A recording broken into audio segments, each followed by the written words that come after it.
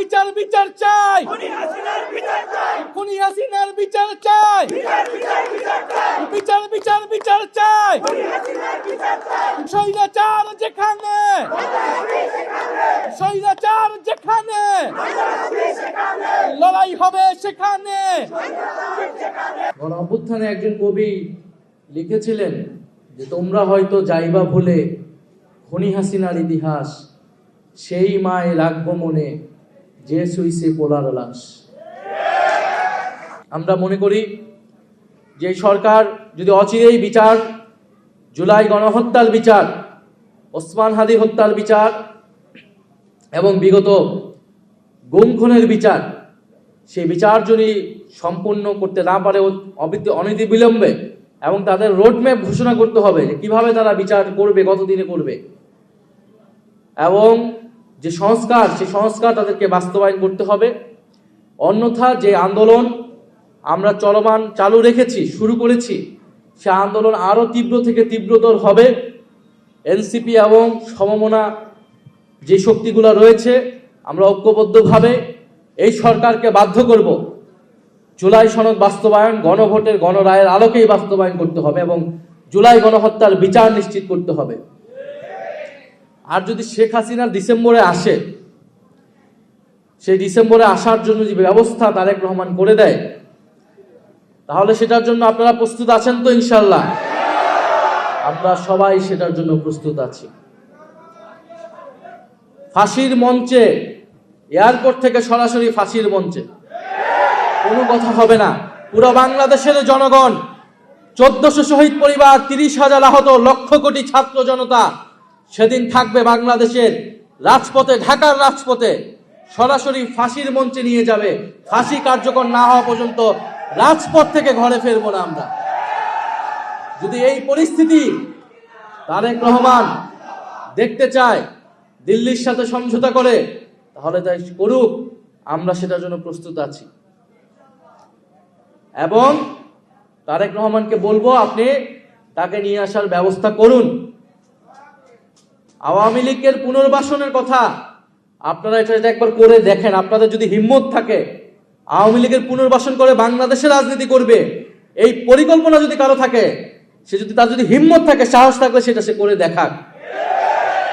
যেই আওয়ামী লীগের বিরুদ্ধে বাংলাদেশের জনগণ 5ই আগস্ট ঘোষণা দিয়েছে যে মুজিবের মূর্তি ভেঙে মুজিববাদের নিশ্চিহ্ন ঘোষণা করেছে এই দেশের জনগণ, এমনি এমনি না, রক্ত দিয়ে এই অর্জন আমরা পেয়েছি। এখন আমাদেরকে বিভিন্ন পত্রিকার মাধ্যমে বিভিন্ন এটা সেটা বিভিন্ন টাকা খেয়ে জুলাইয়ের ইতিহাস বিকৃত করবে, জুলাইকে ভুলিয়ে দিবে। এত সহজ যদি হতো তাহলে তারা কতটুকু করতে পারে সেটা বাংলাদেশের জনগণ দেখে নেবে। আজকে 3রা আগস্ট আমাদের জাতীয় ঐক্যের দিন। আমরা জাতীয় ঐক্য ধরে রাখতে চাই। 3রা আগস্ট বা 5ই আগস্ট পর্যন্ত জাতীয় ঐক্যের ভিত্তি ছিল শেখ হাসিনার বিতাড়ন।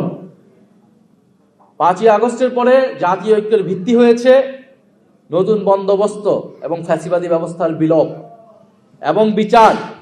এর ভিত্তিতে আমরা ঐক্যবদ্ধ হব। যদি তারেক রহমান বিচার করতে পারে, যদি সংস্কার বাস্তবায়ন করতে পারে, আমরা অবশ্যই ঐক্যবদ্ধ হব। ফ্যাসিবাদকে রোধ করার প্রশ্নে আমরা ঐক্যবদ্ধ হব। কিন্তু আপনি কিছুই করবেন না, আপনি শুধু বিভিন্ন জায়গায় ঘুরে বেড়াবেন, বিভিন্ন কার্ড বিতরণ করবেন, আর আপনার লোকেরা দুর্নীতি করবে, আপনার লোকেরা সন্ত্রাস করবে, আমাদের ছোট ভাইয়ের লোক চোখ কেড়ে নিবে, চাঁদাবাজি করবেন, টেন্ডারবাজি করবেন, আর আপনাদের জাতীয় ঐক্যে আমাদেরকে যেতে হবে। এরকম জাতীয় ঐক্যের সাথে বাংলাদেশের জনগণ নাই, এনসিপি নাই। আমরা মনে করি জনগণের ভিতরে ঐক্য আছে।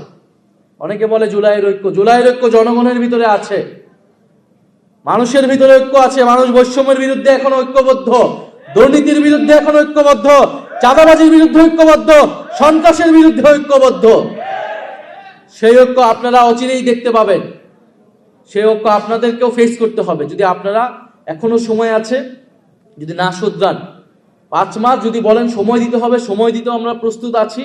কিন্তু এইভাবে আপনারা যদি সুশাসন দিতে না পারেন, তাহলে তো দেশ চালাতে আপনারা পারবেন না। তারা বলতেছে যে আমরা তো নির্বাচিত হয়ে আসছি।